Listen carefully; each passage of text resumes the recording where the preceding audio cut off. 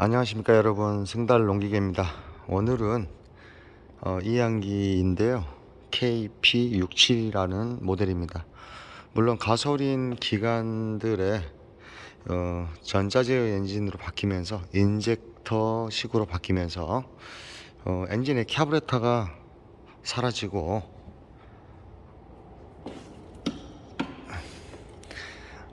카부레터가 있는 자리에 이렇게 인젝터가 이렇게 조립이 되어 있습니다. 지금 이 기계 같은 경우 시동 자체가 걸리지가 않아 가지고 처음에 증상은 시동이 되지 않고 계기판에 연료는 없다고 이렇게 보였었는데요. 그래서 연료를 보급하려고 했더니 연료가 가득 들어 있었습니다. 그래서 얘가 지금 고장 난 거는 연료 잔량 센서가 일단 고장이었고요. 그 다음에 이쪽에 있는 게 연료 펌프입니다. 연료 펌프가 고장이 났었는데요. 일단 진단은 키를 일단을 켜면 이렇게 펌프가 소리가 납니다. 이렇게 소리가 나지 않는다면 펌프가 고장이 났다라는 건데요.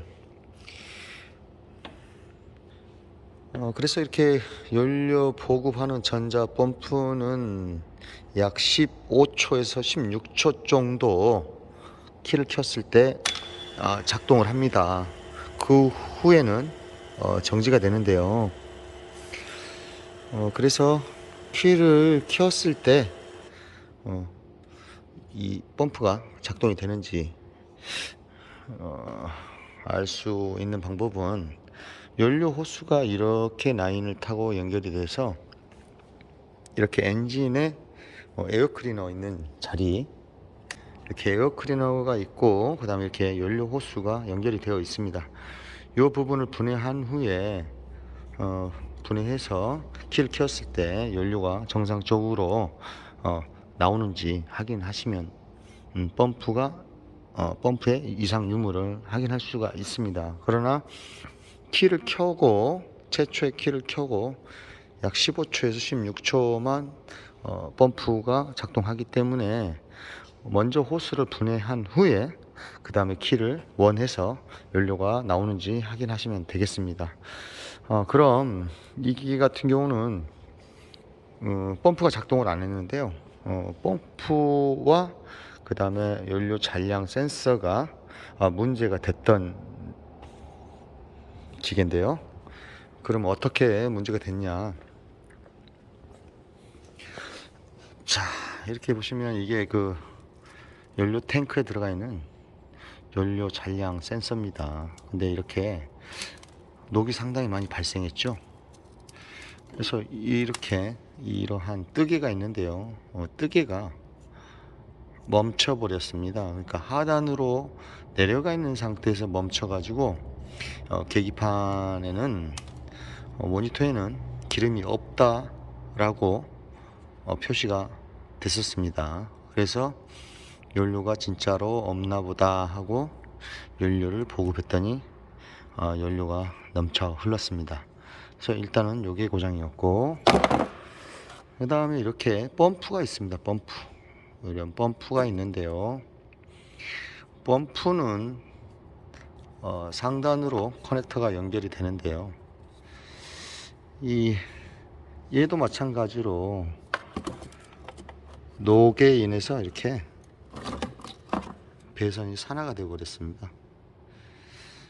그래서 연료가 보급이 안 됐을 때는 이 펌프 자체에 어떤 이물질이 끼어 가지고, 물론 이렇게 필터가 있습니다, 펌프 하단에는. 그러나 펌프에 이물질이 침투해서 펌프가 구동을 순간적으로 못하게 되면 퓨즈가 나가겠죠. 그래서 먼저 펌프가 작동을 안 했을 때는 퓨즈를 먼저 확인하신 후에 퓨즈가 정상이라면, 자, 퓨즈는 운전석 하단의 커버를 열면 이렇게 퓨즈 박스가 있습니다. 이 박스 안에 퓨즈가 있는데요. 여기서 연료 펌프하고 연결되는 퓨즈가 정상인지 확인하고, 그 다음에 키를 켰을 때 약 15초 동안에 어떤 여기에 공급되는 전원들이 정상적으로 들어오는지 확인하시면 되겠고요. 일단 이렇게 되는 이유는 장기간 보관했을 때에 가솔린은 완전히 배출을 다 해주셔야 됩니다. 이 배출을 안 하게 되게 되면은 바깥 온도와 연료 탱크 안의 온도의 차이 때문에 결로 현상이 발생해서 이 자꾸 수분이 위로 이렇게 어떤 센서들이나 펌프 쪽으로 수분이 올라갔다가 붙어 있으면서 녹을 발생시키고, 또는 또 다시 너무 많은 결로 현상이 났을 때는 또 기름통 아래로 떨어졌다가 또 온도가 올라가면 또 위로 올라갔다가 이렇게 반복하다 보니까 이런 센서들과 연료 펌프를 녹이 발생해서 이렇게 부식을 시키고 있습니다. 그래서 연료 탱크는 하단부에 보시면 이렇게 십자 드라이버를 이용해서 이렇게 빼는 게 있습니다. 요걸 빼서 완전히 탱크를 비워 두시는 게 좋으실 것 같습니다. 요 센서와 저 펌프를 교환하는 데는 비용이 많이 발생하겠죠. 그래서